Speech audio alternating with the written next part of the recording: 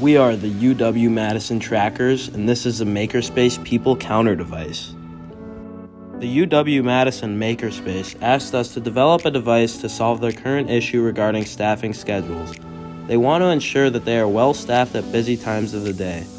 Previously, another solution had used facial recognition and security cameras, but this was deemed too invasive and posed multiple security concerns.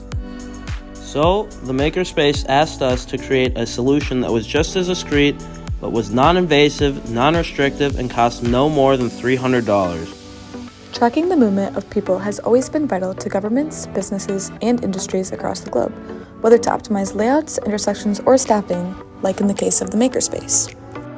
There are a number of means for monitoring traffic. According to a review of existing procedures for pedestrian counting by the U.S. Department of Transportation, some of these methods include passive infrared, active infrared, radio beam, thermal cameras, laser scanners, pressure and acoustic pads. The most accurate, according to this review, were passive infrared, with a typical undercounting rate of about 5 to 20%. When brainstorming, our group proposed a multitude of ideas for counting as people entered the Makerspace, ranging from ultrasonic sensors, laser beams, infrared, to pressure plates. We narrowed down our options to the three we deemed the most realistic: an active infrared sensor system, a pressure plate, or a passive infrared sensor system.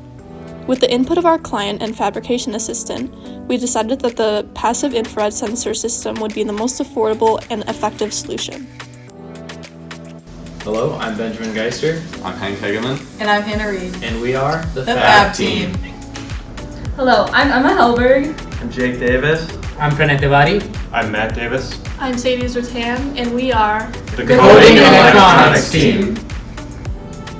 In our initial phase of prototyping, we wanted to create a device that could test the angles and the field of vision of the sensors.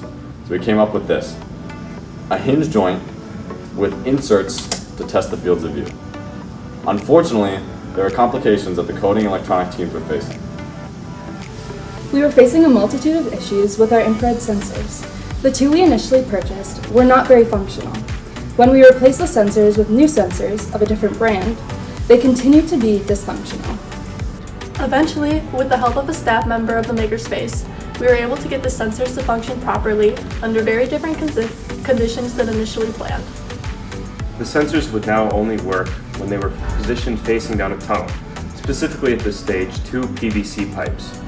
This meant that the fabrication team's initial idea of testing at different angles and FOVs was not going to work. We immediately got to work, and on the same day, we found out about this setback. We modeled and began printing our initial prototype of the front plate. With the newly designed prototype, the coding and electronics team began testing the new design. Over several trials, they came to some conclusions. First, this prototype was not very accurate. Second, the culprit for this inaccuracy was very likely the angle between the sensors. And third, the length of the tunnels were too short. The issue of the angle between the sensors was easily solved by sawing the prototype in half and introducing an angle in the front plate. Initially, this solution worked very well. The first trial run with this modified version of our first prototype yielded an accuracy of 80%. The data we gathered from these trials encouraged us to design a more streamlined version of our front plate that accentuated the features that made it work so effectively. Once we settled on the features that made the previous prototype so effective, we began modeling and came up with this, which we printed and tested a week after the previous prototype. Guess what? Unfortunately, it didn't work. In one of the trials, we got an accuracy of about 14%. And in trials that produced results with slightly higher accuracies, it didn't provide us with data we could use. Fortunately, the previous prototype gave us good enough data that we would just need to refine the design. To manufacture our final prototype, we began by 3D printing the front portion of the device, as seen here. We then attached the passive infrared sensors and began manufacturing a box for the rest of the components to sit in. Once the box was completed, we mounted the device in the Makerspace hallway.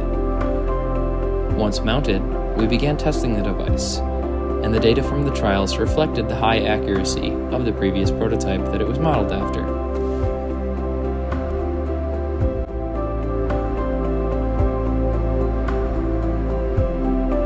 UW-Madison Trackers would like to thank everyone who made this project possible.